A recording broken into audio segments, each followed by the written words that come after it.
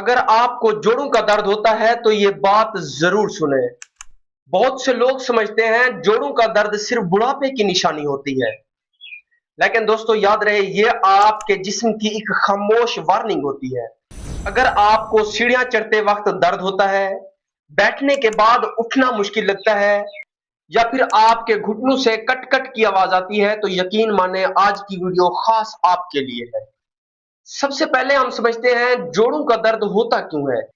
جوڑوں کا درد صرف عمر کی وجہ سے نہیں ہوتا، بلکہ یہ آپ کے جسم میں جسمانی کمزوری، غلط خوراک، پانی کی کمی اور غیر متوازن طرز زندگی سے بھی ہو سکتا ہے۔ بعض لوگ درد ہونے پر بار بار درد کش دوائیں استعمال کرتے ہیں، لیکن وقتی آرام ملنے کے باوجود اصل مسئلہ برقرار رہتا ہے۔ اب ہم بات کرتے ہیں جوڑوں کے درد کے لیے خاص کہو۔ اگر آپ چائے پینے کے شوقین ہیں تو چائے کی بجائے ایک چائے کا چمچ میتھی دانہ، ایک چمچ کلونجی اور ساتھ ہی ایک چھوٹا سا ادرک کا ٹکڑا لیں۔ ان سب کو 1.5 کپ پانی میں پکائیں اور جب صرف 1 کپ بچ جائے تو اسے چھان لیں۔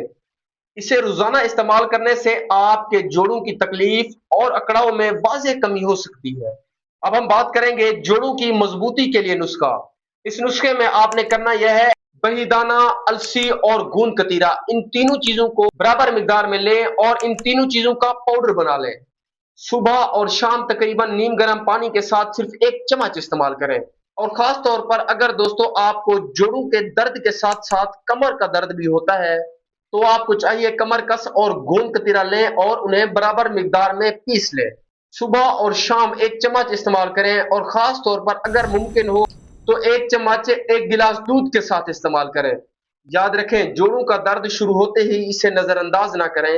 آپ کو چاہیے روزانہ ہلکی پھلکی ورزش کریں، پانی مناسب مقدار میں پئیں اور ساتھ ہی متوازن غذا استعمال کریں۔